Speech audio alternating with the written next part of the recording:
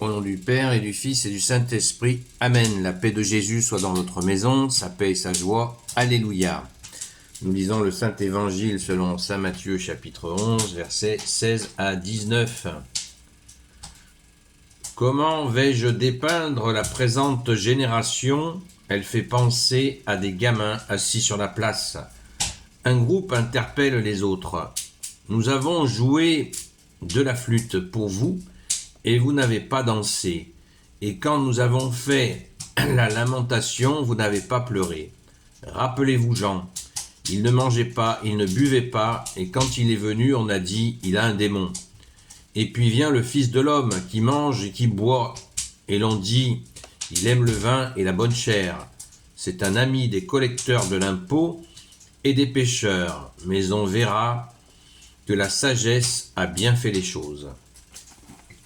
Merci Jésus pour ta parole. Alléluia.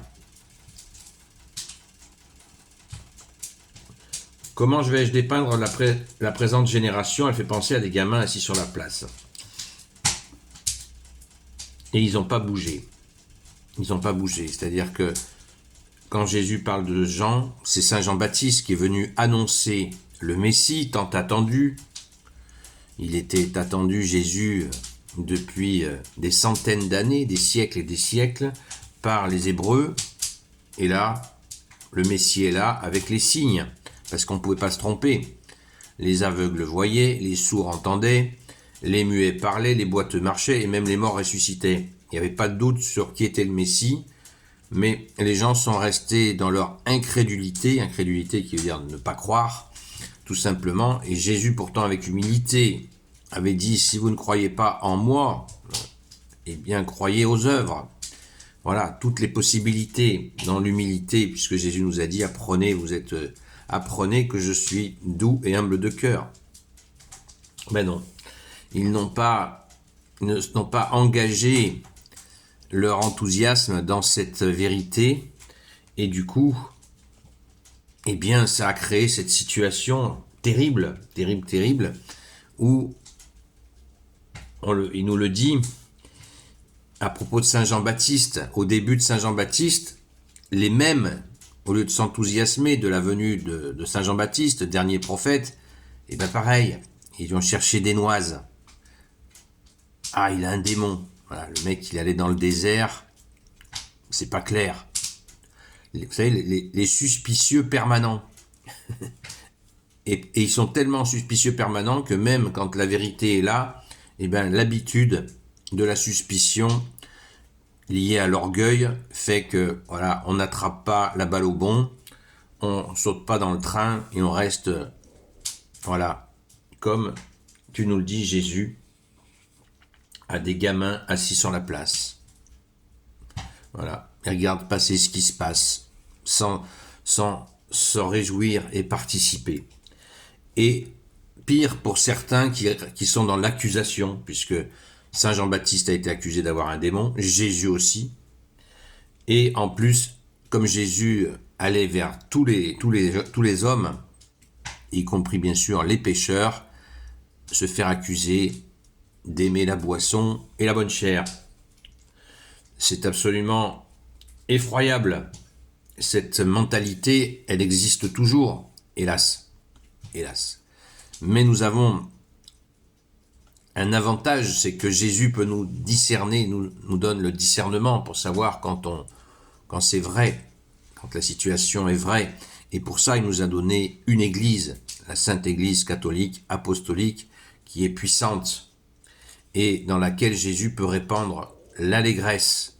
Seul endroit où nous pouvons trouver cette allégresse, c'est dans l'Église catholique, apostolique. Merci Jésus par ta grâce, car Jésus nous a dit, les portes de l'enfer ne prévaudront pas sur mon Église.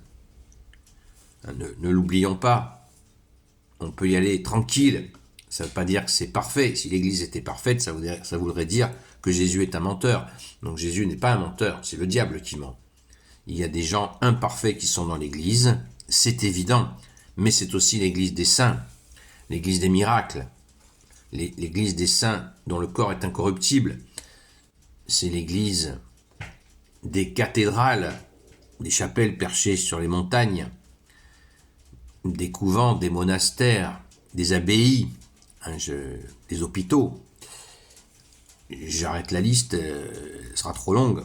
Je rajoute quand même que l'Église catholique est la plus grande organisation humanitaire de la planète. Hein. Ceux qui disent « Ah, il y a de l'or !»